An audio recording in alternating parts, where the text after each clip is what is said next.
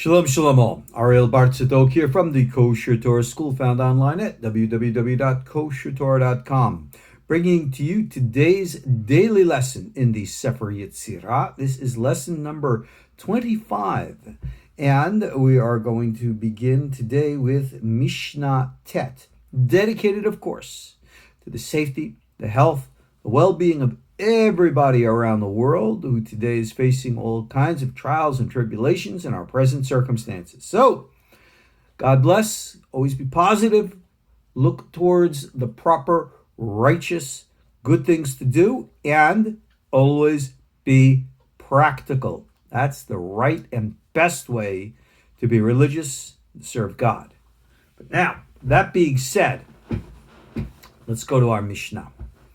Mishnah number 9 in our text, talking about the sefirotic, belima, this is what our entire chapter is dealing with, is now going to take our experiential dive into these energetic realities and is going to, as if paradigm shift, turn from, and what I use terms like gazing up to now gazing down. What I mean by that is this. When we seek to experience energies, which is not something tangible, it's not something physical, I can't pick it up, I can't examine it, I can't put it under a microscope, I can't look at it through a telescope. All I can do is recognize that energy exists by its own laws of physics in its own dimensional reality. And all I can do is be receptive to it. And in that receptivity, Hebrew word Kabbalah, experience a reception of that interaction. But once that is done, and how you do that is what we've been talking about in all of these lessons up until now. Remember, energy is the life force. It is the soul, which is now going to materialize into the body. Well, now that we've seen the sefirot in that nebulous state that we're trying to receive here, let's take it and, in essence, figure out how now I can take it out of that nebulous and bring it into the concrete. How can I use sefirotic energy? And this now becomes, as I said, that transitional Mishnah, that pivotal point of reversal. Again, using my language from gazing up to gazing down. Now, remember something. There is no duality. There is no dichotomy. There is no, in reality, different separation between one and the other. We are always dealing with, regarding energies, its own natural flow. Now, that natural flow might take it in directions that, based upon our definition of things, if you will, here in this physical world, we may not like. But this is actually a point which is very important. It's made by the prophet Isaiah, quoting God of all things, says, right, God is the author of light and darkness, good and evil. God is behind it all. So, for example, right now, we are in a global pandemic. People are dying in the thousands. I don't know about you. I don't consider that a good thing. I consider that terrible. But at the same time, nature is taking its course. And religiously speaking, we believe that God or the universal intelligence or the creative design is behind it all. Or in other words, there is a time and a purpose for all things under heaven, even this. Now that's kind of harsh if you really think about it.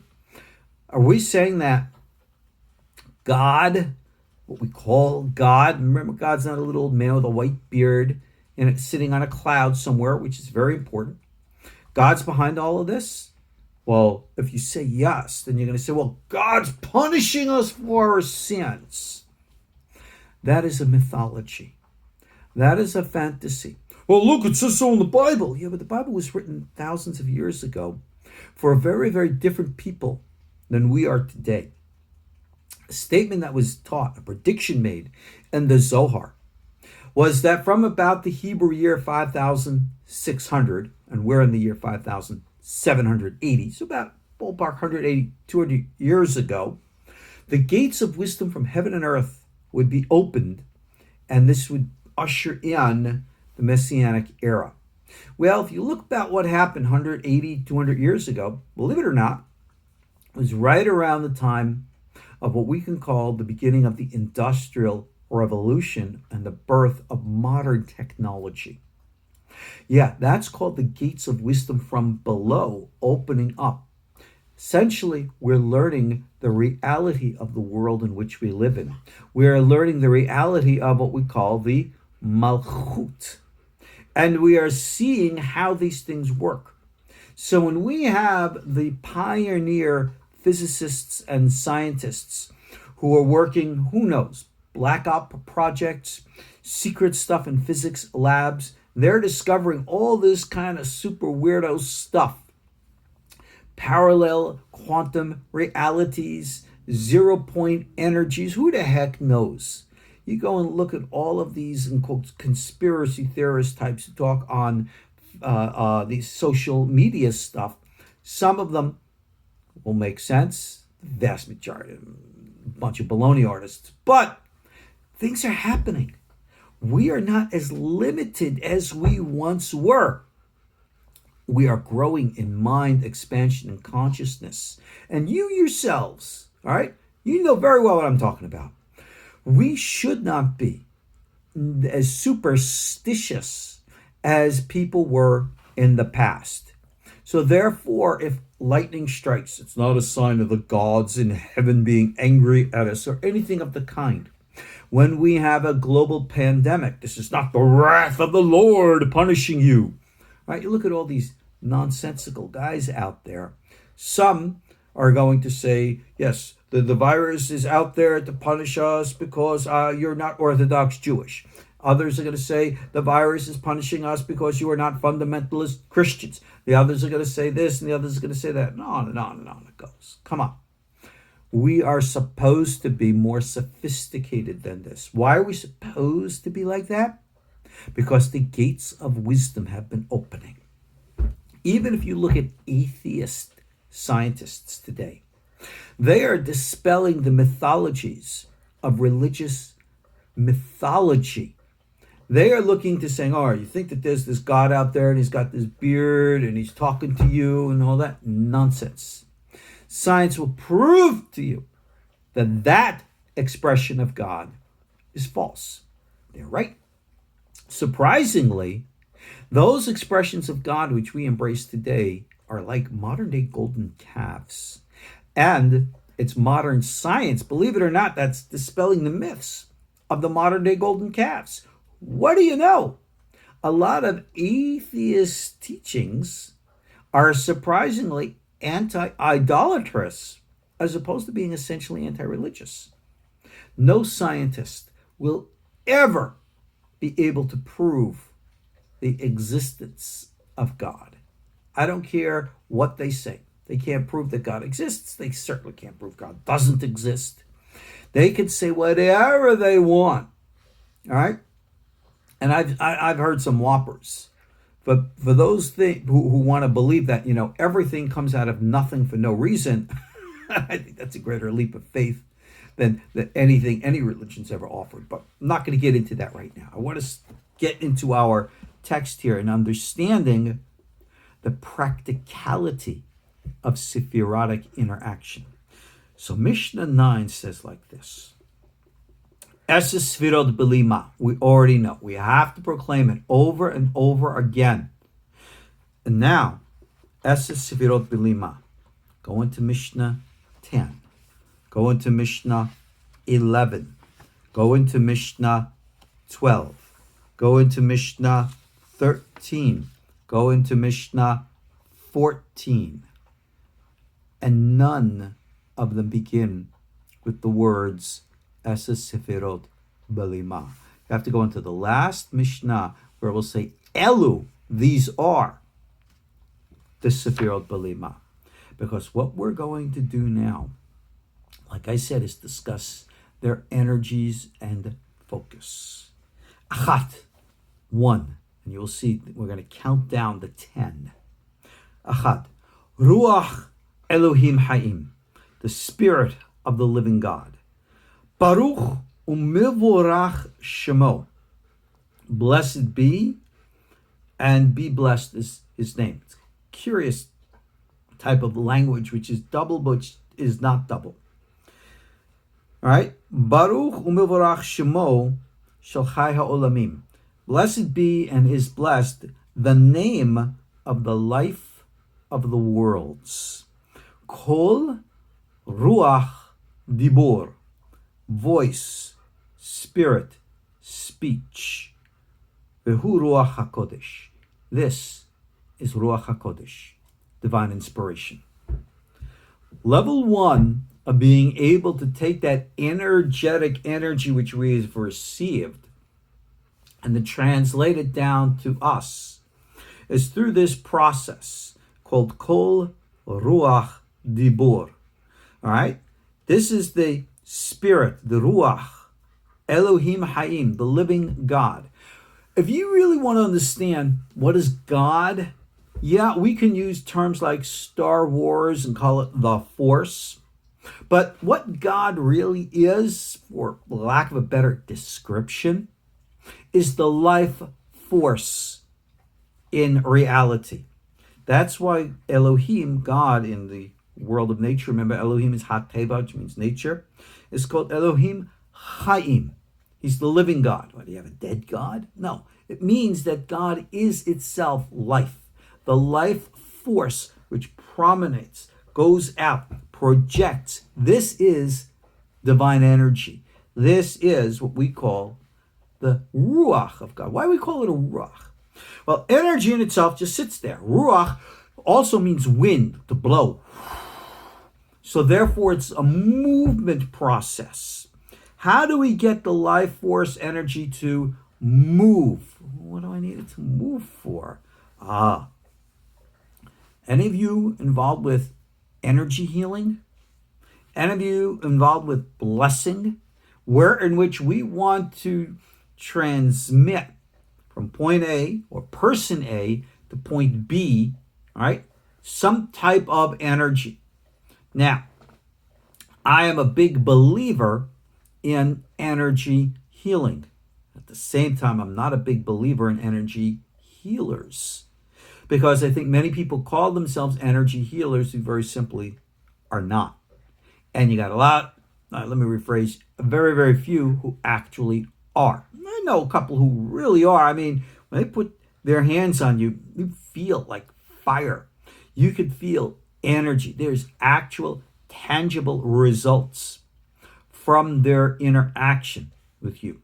Now, in our Kabbalistic sources, only certain select rabbis have that actual ability. Now, every rabbi will claim it.